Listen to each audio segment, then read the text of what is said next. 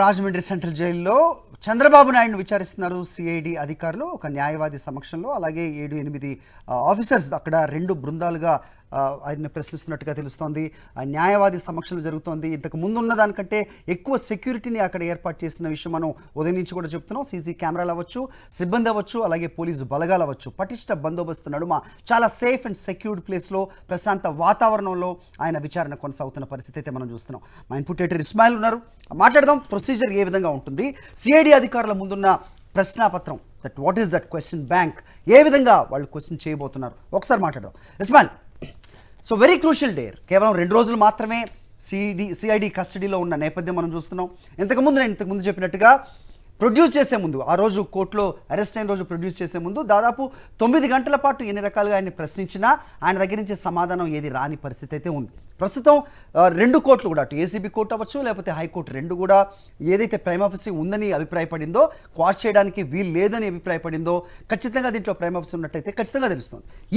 ఈ పరిస్థితుల్లో సిఐడి సంధించబోయే ప్రశ్నలు ఏ విధంగా ఉండబోతున్నాయి? Let's start with procedure.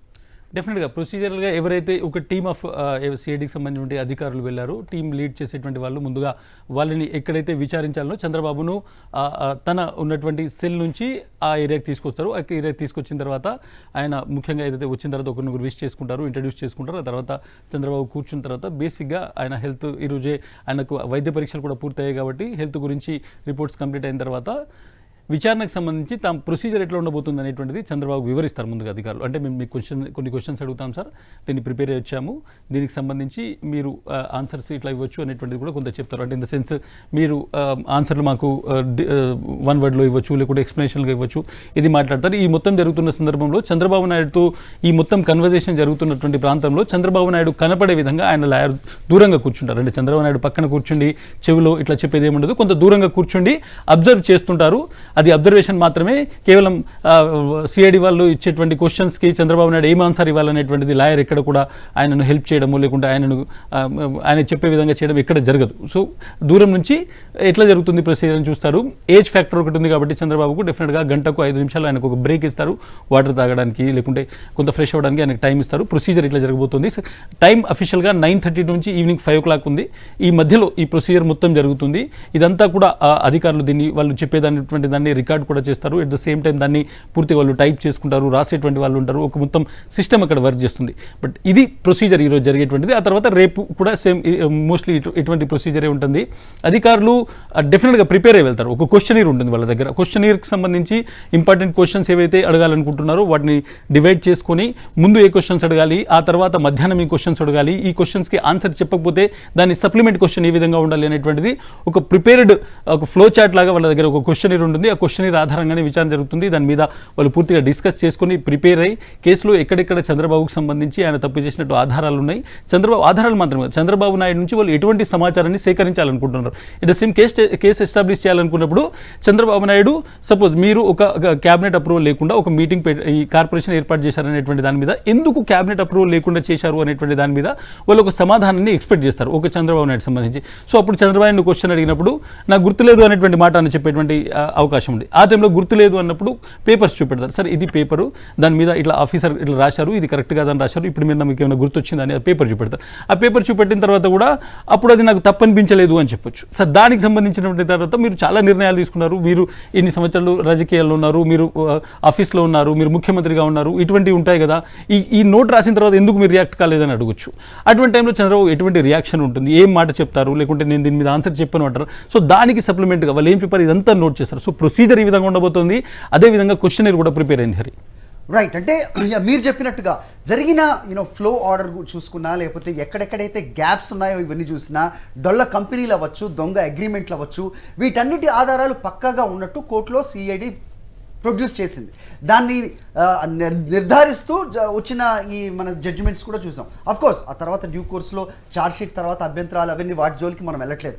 కానీ ప్రస్తుతం ఉన్న నేపథ్యంలో సిఐడి కావాల్సిన జవాబులు ఏ రకంగా రాబడతారు అనేది ఫస్ట్ క్వశ్చన్ అయితే, ఆయన ఒకవేళ మనం నిన్న మాట్లాడుకున్నాం, he has a right to be remain silent, but అది కాదు కదా ఇక్కడ జరగాల్సింది. ఒక న్యాయవాది అక్కడ ఆల్రెడీ ప్రెజెంట్లో ఉన్నారు, ఆయన ప్రెజెన్స్లోనే క్వశ్చన్స్ జరుగుతూ ఉన్నాయి. ఫర్దర్గా ఆయనకి కొంచెం వెసులుబాటు బెయిల్ ద్వారా రావాలన్నా కానీ ఈ విచారణ కంప్లీట్ అవ్వాల్సిన అవసరం ఉంది. ఆ రకంగా చూసే, ఆ కోణంలో చూసే అవకాశం ఏదైనా ఉందా చంద్రబాబు గారు? డెఫినెట్గా మనం కొద్ది రోజుల నుంచి ఈ విచారణకు సంబంధించి కొంత డాటాను సేకరించడం జరిగింది. నేను చాలామంది ఎవరైతే సిఐడిలో పనిచేసినటువంటి రిటైర్ అయినటువంటి వాళ్ళు, సిబిఐలో ఇటువంటి క్వశ్చనీర్లో పాల్గొన్నటువంటి వాళ్ళు చాలామందితో అడిగాను. క్వశ్చనీర్ ఎట్లా ఉంటుంది, సాధారణంగా ఎవరు కూడా నేను తప్పు చేయలేదు లేకుంటే నేను తప్పు చేశాను అనేటువంటిది ఒప్పుకోరు కదా, మీ దగ్గర తప్పు చేయలేదని చెప్తారు కదా అనేటువంటిది. సో వాళ్ళకు ఒక ప్రొసీజర్ ఉంది, డెఫినెట్గా ఆ ప్రొసీజర్ ప్రకారమే క్వశ్చన్ ఇస్తారు. సిఐడి ఎంత ప్రిపేర్ అయి వెళ్తుందో చంద్రబాబు నాయుడు లాయర్స్ కూడా కొద్ది రోజుల నుంచి అంతే ప్రిపేర్ అయ్యి ఆయనను కలిసినటువంటి ములాఖాత్ టైంలో ఆయనకు బ్రీఫింగ్ చేశారు. డెఫినెట్గా చంద్రబాబు నాయుడు కూడా ఎటువంటి ఆన్సర్స్ ఇవ్వాలనేటువంటి దాని మీద చంద్రబాబు నాయుడు కూడా ఒక ప్రిపరేషన్ ఉంది అతని దగ్గర. ఎందుకంటే ఇప్పుడు ఎక్కడైనా ఒప్పుకుంటే డెఫినెట్గా రాబోయేటువంటి లీగల్ బ్యాటిల్లో అది తనకు వ్యతిరేకంగా ఉంటుంది కాబట్టి వీలైనంత వరకు అవాయిడ్ చేయడం అనేటువంటిది చంద్రబాబు నాయుడు నుంచి చేసేటువంటి స్ట్రాటజీగా కనిపిస్తుంది. మనం చాలామంది రిటైర్డ్ సిఐడి ఆఫీసర్స్, సిఐడిలో గతంలో తెలంగాణలో, ఏపీలో, వివిధ రాష్ట్రాల్లో పనిచేసినటువంటి ఆఫీసర్స్ సిబిఐ మాజీ అధికారులతో మాట్లాడిన తర్వాత చెప్తున్నది. సాధారణంగా ఈ మొత్తం ప్రొసీజర్లో వాళ్ళు క్వశ్చన్ పేపర్ ఏం ప్రిపేర్ చేస్తారు, ఏం క్వశ్చన్లు అడుగుతారు అనేటువంటిది సిఐడి చాలా కాన్ఫిడెన్షియల్గా వస్తుంది. ఏ ఇన్వెస్టిగేషన్ ఏజెన్సీ అయినా కానీ మీడియా కావచ్చు లేకుంటే ఎవరికి చెప్పదు, బికాస్ అది వాళ్ళ ఉద్యోగానికి సంబంధించి వాళ్ళు చేస్తున్నటువంటి వర్క్ సంబంధించింది కాబట్టి వాళ్ళు ఎక్కడ షేర్ చేయరు. బట్ మన దగ్గర ఉన్నటువంటి ఇన్పుట్స్, ఈ కేసును చాలా ముందు నుంచి అబ్జర్వ్ చేస్తున్నటువంటి కొంతమంది లీగల్ ఎక్స్పర్ట్స్ చెప్పిన దాని ప్రకారం డెఫినెట్గా ఈ కేసులో మూడు ఇష్యూస్ ఇందులో కనబడుతున్నాయి. ప్రధానంగా సిఐడి ఎంక్వైరీకి సంబంధించి 3 ప్రధాన పార్ట్స్ కనబడుతున్నాయి. ఒకటి, అసలు ఈ మొత్తం ఒప్పందం అనేటువంటి జరిగిన విధానం ఏంటిది, ఈ ఎంఓయూ ఏంటిది, దీని వెనుక బ్యాక్గ్రౌండ్లో జరిగినటువంటి మీటింగ్స్ ఏంటిది, అందులో చంద్రబాబు రోల్ ఏంటిది అనేటువంటిది ప్రధానంగా ఒక పోర్షన్ మీద క్వశ్చన్స్ రెడీ చేసేటువంటి అవకాశం ఉంది. రెండోది, చంద్రబాబు నాయుడు ప్రొసీజర్ ల్యాబ్స్ ఏ విధంగా జరిగాయి, అంటే ఈ డబ్బులు రిలీజ్ చేసేటువంటి సమయంలో ప్రొసీజర్ ల్యాబ్స్ ఎలా జరిగాయి, ఆఫీసర్స్ మీద ఏ విధంగా ఒత్తిడి చేశారు, ఏ విధంగా ఆఫీసర్స్ని కొన్ని చోట్ల వాళ్ళను ఓవర్ చేసి వాళ్ళు చూడకుండా, వాళ్ళకి తెలియకుండా వేరే ఆఫీసర్లను పెట్టేసి, లేకుంటే సుబ్బారావు లాంటి వాళ్ళను ఒక ప్రిన్సిపల్ సెక్రటరీ స్థాయికి తీసుకెళ్లి అక్కడ నుంచి ఏ విధంగా దీన్ని తీసుకెళ్లారు అనేటువంటిది ఒకటి. ఫైనల్గా ఈ ఫండ్స్ అనేటువంటివి రిలీజ్ అయిన తర్వాత ఏ విధంగా షెల్ కంపెనీస్ ద్వారా అవి చంద్రబాబు నాయుడు దగ్గరికి, ఆయన మనుషుల దగ్గరికి చేరాయి. 3 పార్ట్స్. ఒకటి, ఈ మొత్తం కుట్ర ఎట్లా జరిగింది, తర్వాత గవర్నమెంట్లో జరిగినటువంటి బిజినెస్లో ప్రొసీజర్ ల్యాబ్స్ ఏ విధంగా దాంట్లో చంద్రబాబు పాత్ర ఉంది, ఫైనల్గా ఈ షెల్ కంపెనీల ద్వారా డబ్బు ఏ విధంగా, ఈ 3 పార్ట్స్లో మొత్తం క్వశ్చన్ ఉండేటువంటి అవకాశం ఉంది. దాని ఆధారంగానే విచారణ చేస్తారు. బట్ ఈరోజు స్టార్టింగ్కి సంబంధించి ముఖ్యంగా స్పెసిఫిక్గా ఏ విధంగా ఈ మొత్తం చంద్రబాబు నాయుడుకి సంబంధించినటువంటి ఎంఓయూలలో ఆయన పాత్ర ఏంటిది, ఏ విధంగా ఆయన క్యాబినెట్ అప్రూవల్ లేకుండా చంద్రబాబు నాయుడు ఈ సిమెన్స్ అనేటువంటి కంపెనీతో ఏ విధంగా ఒక ఒప్పందం కుదుర్చుకున్నారు, స్కిల్ డెవలప్మెంట్ అనేటువంటి దాన్ని ఏ విధంగా ఒక క్యాబినెట్ అప్రూవల్ లేక స్కిల్ డెవలప్మెంట్ కార్పొరేషన్ ఏర్పాటు చేశారు.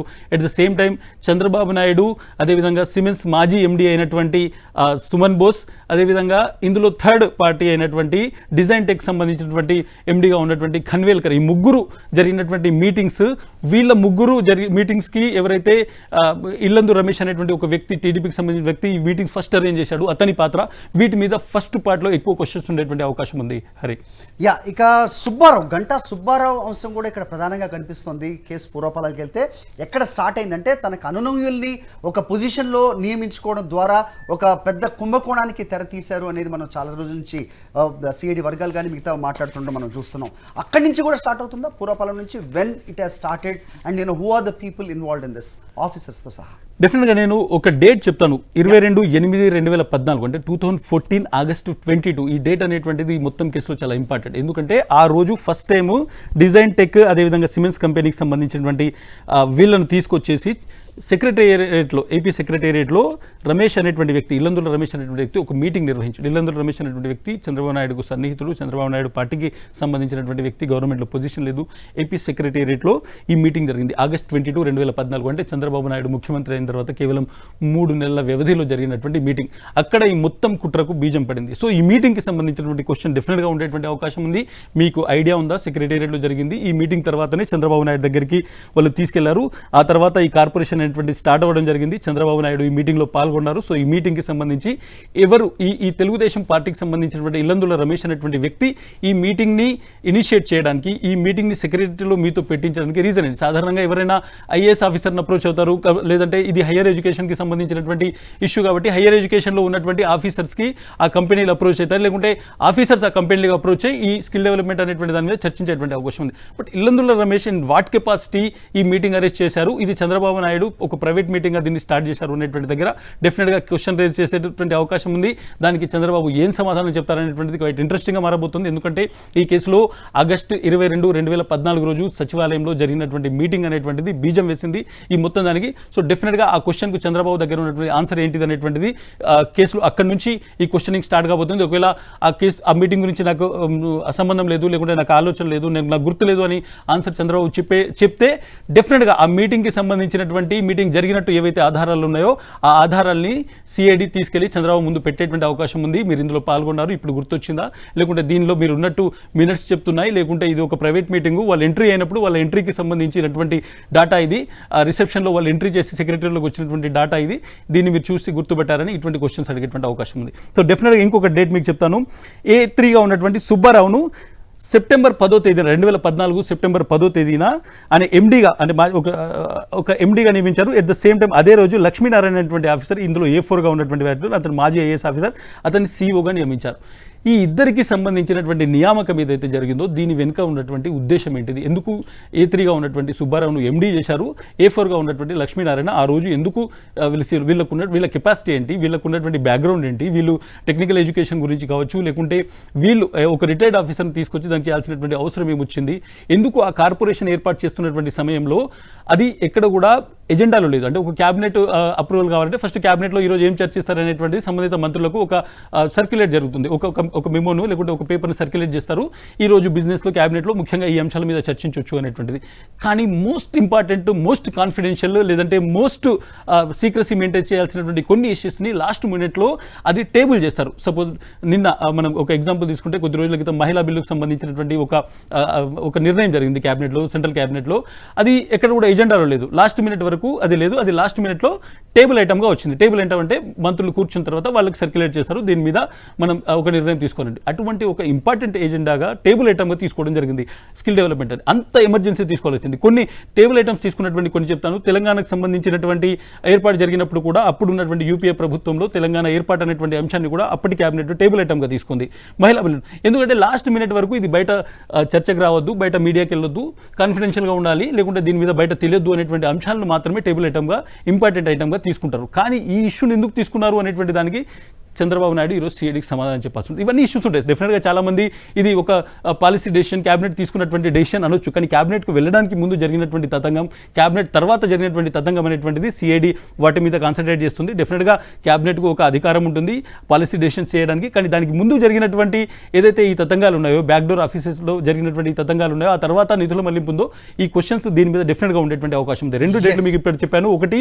ఆగస్టు 22, 2014 ఫస్ట్ మీటింగ్ జరిగింది, అది ఏపీ సెక్రటేరియట్లో జరిగింది, అక్కడ బీజం పడింది. ఎందుకు ఆ మీటింగ్ జరిగింది అనేటువంటిది, ఒక ప్రైవేట్ వ్యక్తి ఎందుకు దాన్ని ఇనిషియేట్ చేయాల్సి వచ్చింది, రెండోది ఎందుకు ఈ A3, A4గా ఉన్నటువంటి వాళ్ళను, వీళ్ళ బ్యాక్గ్రౌండ్ ఏంది, వీళ్ళని ఏం చూసి మీరు సెలెక్ట్ చేశారు, మీ వ్యక్తులు, వీళ్ళతో చంద్రబాబు ఉన్నటువంటి సంబంధాల మీద కూడా క్వశ్చన్ చేసేటువంటి అవకాశం. రైట్. అయితే ఇక మనీ ట్రైల్ లేదు అంటూ బయట కోర్టు బయట, అలాగే లోకేష్ కావచ్చు, లేకపోతే వాళ్ళ పార్టీ నాయకులు మాట్లాడుతున్న అంశం, దానికి సంబంధించి కూడా మూలాలు, లింకులు ఇవన్నీ కూడా బయటపడే అవకాశం అయితే ఖచ్చితంగా ఉన్నట్టు తెలుస్తుంది. ఇస్మాయిల్ కామెంట్ కూడా చేస్తారు. ఇస్మాయిల్, సో ఏ రకంగా చూడాలి? నిజంగా ఎంపీలన్న స్థాయి మర్చిపోతున్నారు. గతంలో జడ్జిగా పనిచేసిన వాళ్ళు కూడా టీవీ డిబేట్లలో మాట్లాడుతున్నారు.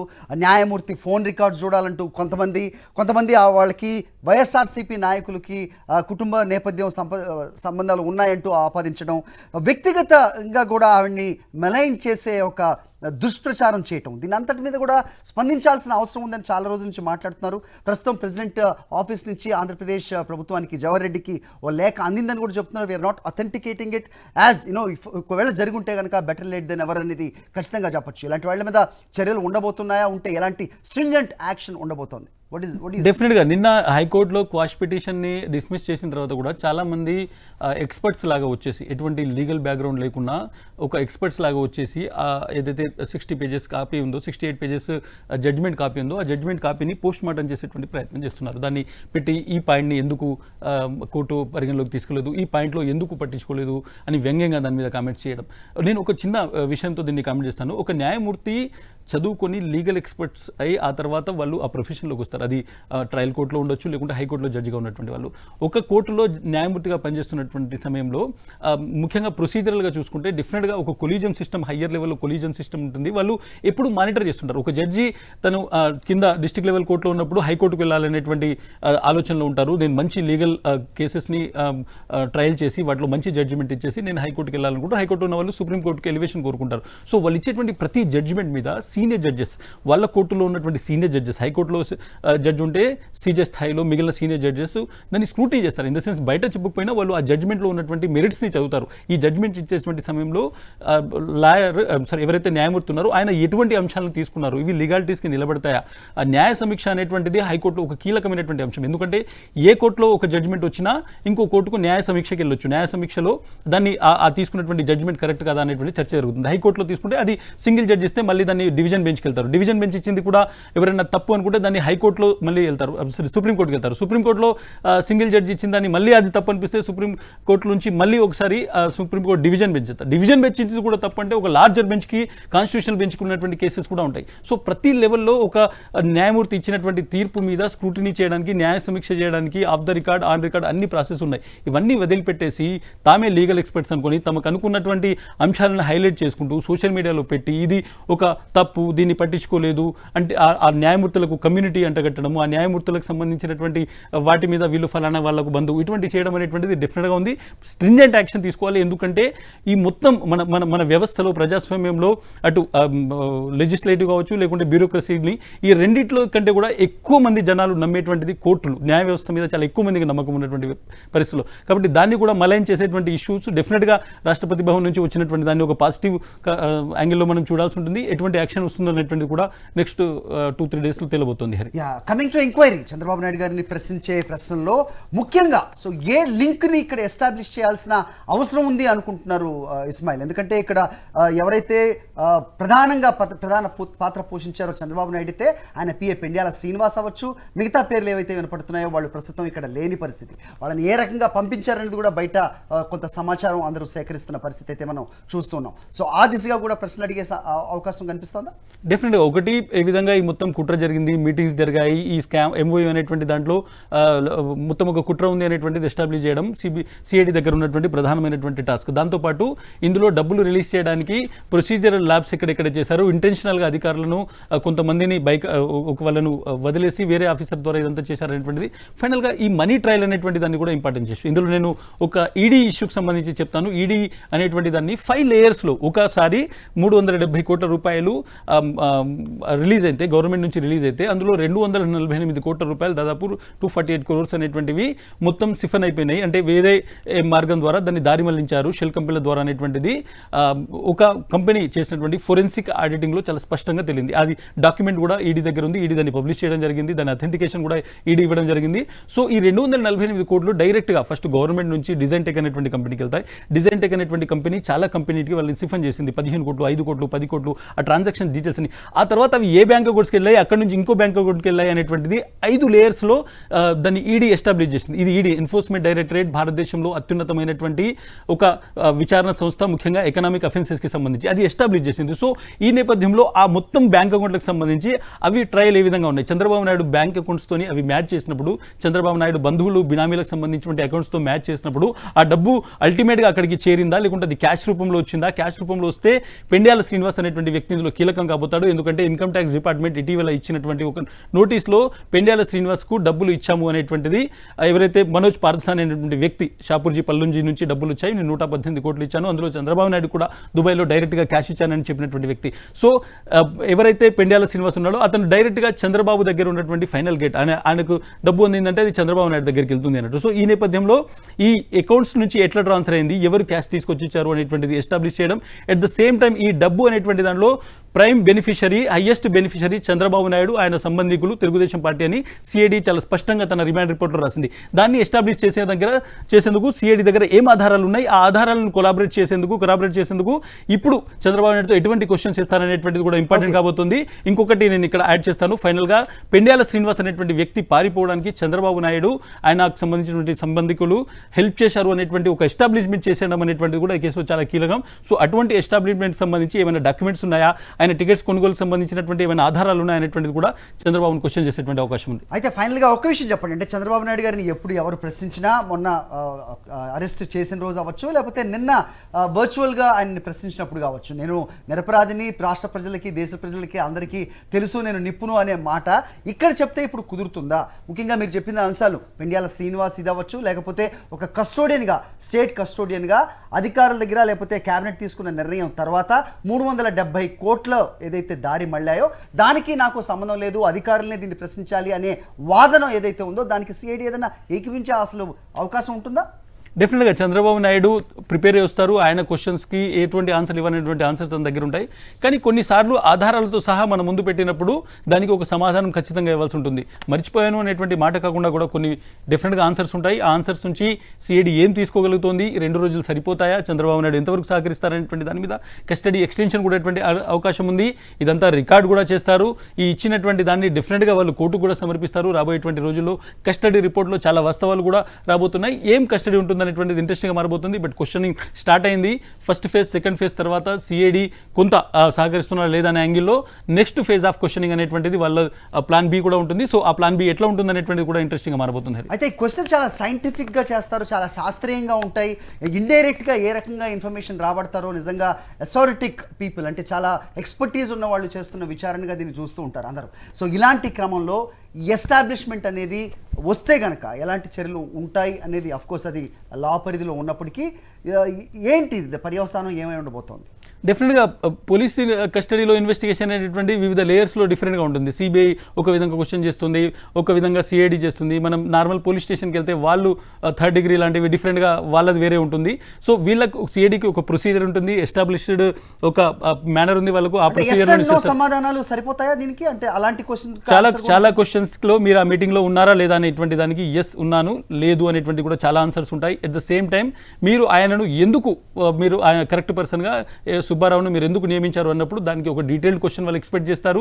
వాళ్ళు ఒకవేళ క్వశ్చన్స్ ఆన్సర్ చెప్తే సుబ్బారావు మొత్తం బయోడేటా, ఆయన మొత్తం బయోడేటా వీళ్ళ దగ్గర ఉంటుంది. అప్పుడు వీళ్ళు నెక్స్ట్ సప్లిమెంటరీ క్వశ్చన్స్ కూడా వేస్తారు. కాబట్టి ఇది ఒక లెంతీ ప్రాసెస్. డెఫినెట్గా 2 days అనేటువంటివి సిఐడి కంప్లీట్ చేయడం అనేటువంటిది ఒక ఛాలెంజింగ్ అని మనం చూడాల్సి ఉంటుంది. అయితే ఒక this is not definitely not an hypothetical question, but link చేసి మనం మాట్లాడితే కనుక సిమెన్స్ జర్మనీ చాలా కేటగారికల్గా మాకు దీనికి సంబంధం లేదు అంటూ లెటర్ ఇచ్చిందంటూ సిఐడి కోర్టు ముందే ఉంచింది.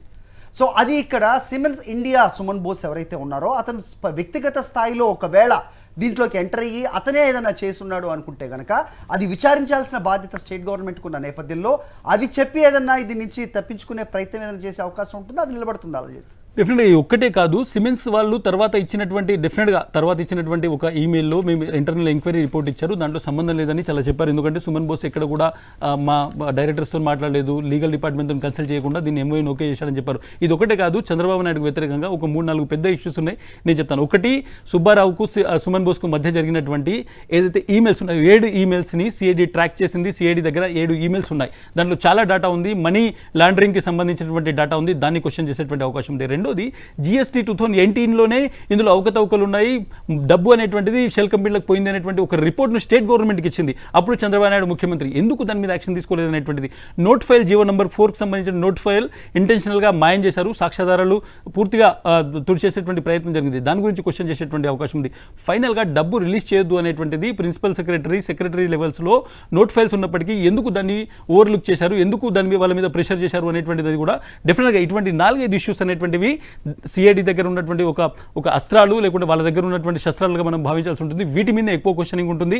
వాటి ఆధారంగానే కేసు అనేటువంటిది ఎస్టాబ్లిష్ కాబోతుంది. హరి రైట్ ఇస్మాయిల్. సో వేచి చూద్దాం. సో రేపు సాయంత్రం వరకు కూడా విచారణ జరుగుతున్న నేపథ్యంలో ఏ అంశాలు సిఐడి బయటికి రాబడుతుంది, చంద్రబాబు నాయుడు మీరు చెప్పినట్టుగా వాళ్ళ న్యాయవాదులు ఎలాంటి స్ట్రాటజీ ఉపయోగిస్తున్నారు, మొత్తానికి అవినీతి జరిగిన దాన్ని బయటికి కక్కించాలి, ఖచ్చితంగా తప్పు జరిగితే శిక్షలు పడాలి అనేది మాత్రం ఒక సామాన్యుడిగా ఒక జర్నలిస్ట్గా కూడా మనం దాన్ని ఆకాంక్షించాల్సిన అవసరం కూడా ఉంది. Thank you Ismail, thank you for your detailed inputs.